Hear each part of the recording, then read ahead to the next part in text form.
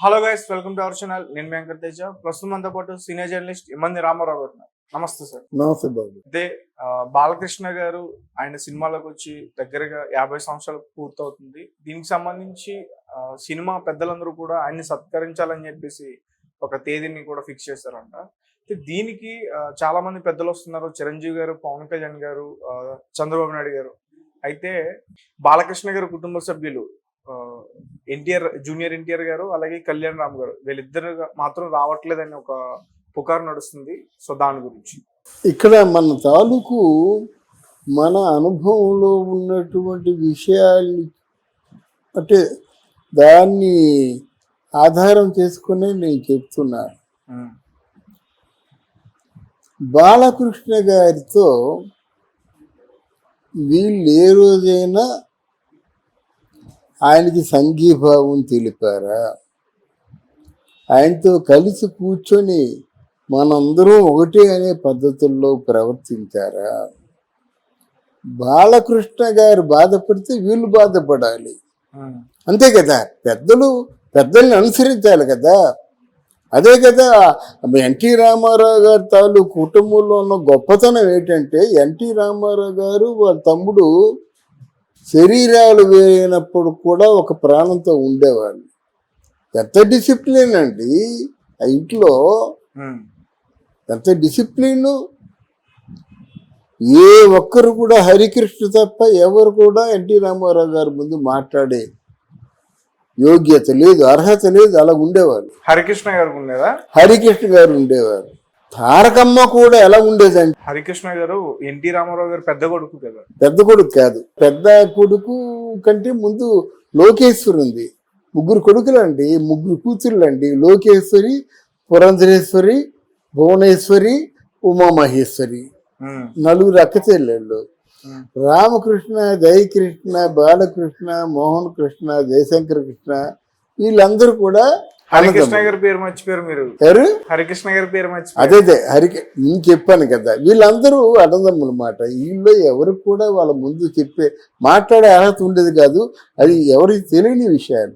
బసవరామ తారకమ్మ కూడా ఎంత పవిత్రమైన దేవత అంటే, మన తెల్లారుజామున 7 గంటలకు వెళ్తే 7 గంటలకి శుచిగా స్నానం చేసి చక్కని పట్టు వస్త్రం కట్టుకొని ఈ పైట ఇలా తీసుకొని కొంచెం పళ్ళు ఎత్తుగా ఉంటాయని ఆవిడ ఫీలింగ్ బాగుంటుంది. లక్ష్మీకారం నవ్వితే అంత బాగుంటుంది ఆవిడ. ఇలా అనుకోని తేజ గారు టీ తాగారు అనేది ఇప్పుడే తాగానమ్మా అంటే, తర్వాత పిల్లలందరూ అంటే పిల్లలందరూ బాగున్నారా? ఈ 2 మాటలు తప్ప నేనున్న 18 సంవత్సరాల్లో చూసిన సందర్భాల్లో ఒక్కరోజు ఎక్స్ట్రా మాట్లాడలేదండి. ఆవిడలో నెగిటివిటీ అనేది ఆ ఛానల్ కట్ అయిపోయింది.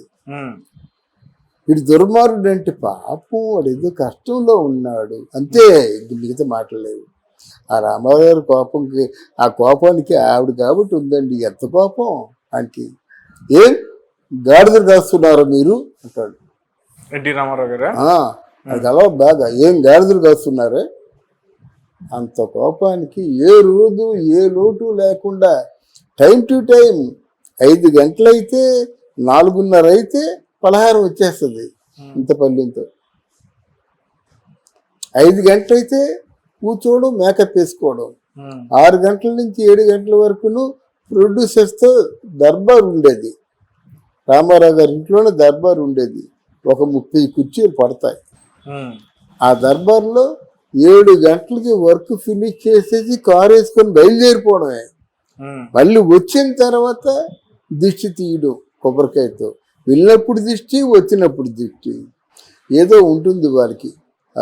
మన కుంకుమ పువ్వు, బాదం, పిత్త అంతా కలిసిన 1 లీటర్ పాలు తాగేసి మళ్ళీ ఆయన శుచిగా స్నానం చేసి ధవల వస్త్రాలతో అలా చోరీ సిట్టింగ్ మాట.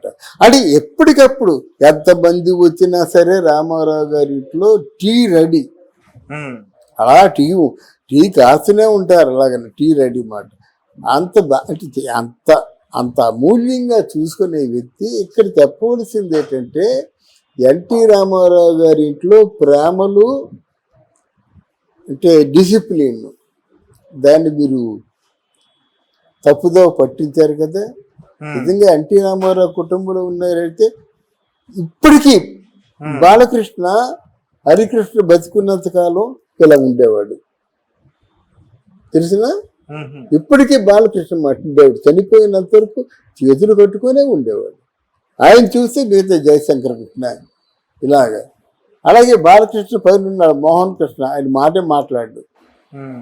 అలాంటి ఫ్యామిలీలు పుట్టి ఏమిటండి ఈ రాజకీయాలు ఎడ్డాలు ఉండిపోతాయండి. ఇప్పుడు పెద్దాళ్ళు పట్టింపులు ఉంటాయి, చిన్నాళ్ళకి ఆ కుటుంబంలో పుట్టినందుకు పట్టింపులు ఉండవలసిన అవసరం లేదు కదండి. అందువల్ల కొన్ని సందర్భాల్లో తారక్ కొన్ని తప్పులు చేశాడు. ఆ తప్పులు ఎందుకు చేశాడో, ఎందుకు చేయించారో, ఎవరు చేయించారో కానీ ఫ్యూచర్లో ఎఫెక్ట్ అవుతాడు. తారక్ గారు తప్పులు ఏం చేశారు సార్? ఆయన సినిమాల్లో ఉన్నారు, సినిమాలు చేసుకుంటున్నారు. అవునండి, రాజకీయంగా వచ్చే అంత ఇది కూడా వయసు కూడా కాదు కదా జూనియర్ ఎన్టీఆర్ గారిది.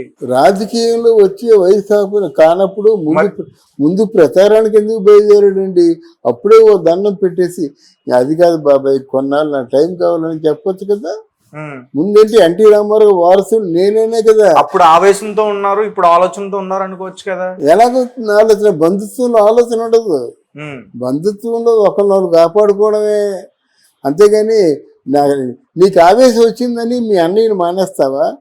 మీ నాన్న ఆవేశం వేరు, ఆలోచన వేరు.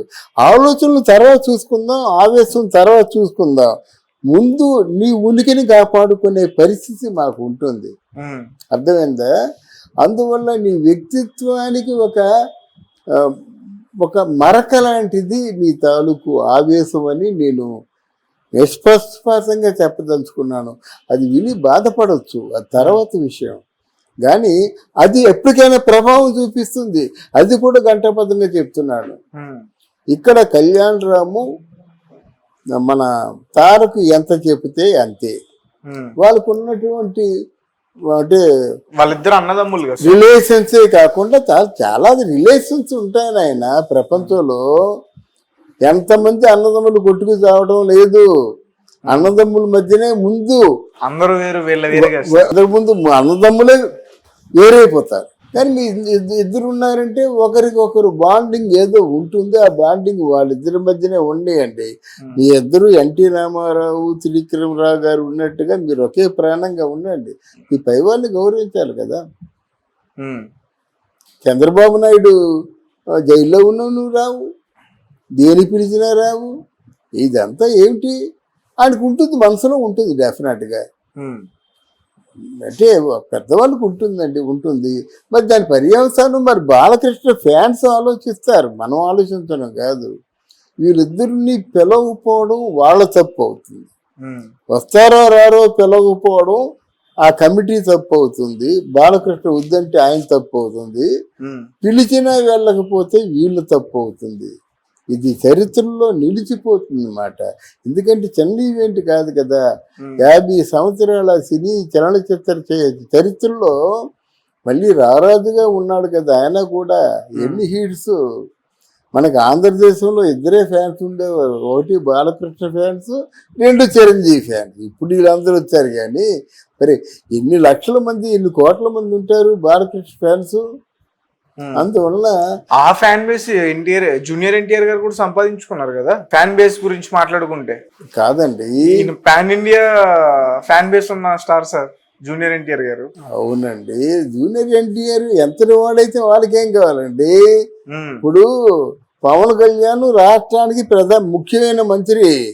మరి అన్నయ్య దగ్గరికి వచ్చేసరికి కాలమే పడలేదు, అది మరి వదిన సురేఖమ్మ దగ్గరికి వచ్చేసరికి కాలు పడలేదు, తల్లి అంజనాదేవి దగ్గరికి వచ్చి కాలువే పడలేదు. ఏంటంటే గొప్పవాళ్ళు గొప్ప ఆలోచనతో గొప్పవాళ్ళు అవుతారు. సురేఖమ్మగా నమస్కారం పెట్టగానే ఈ తల్లిని ఆ తల్లిని చెరువు పక్క తీసుకొని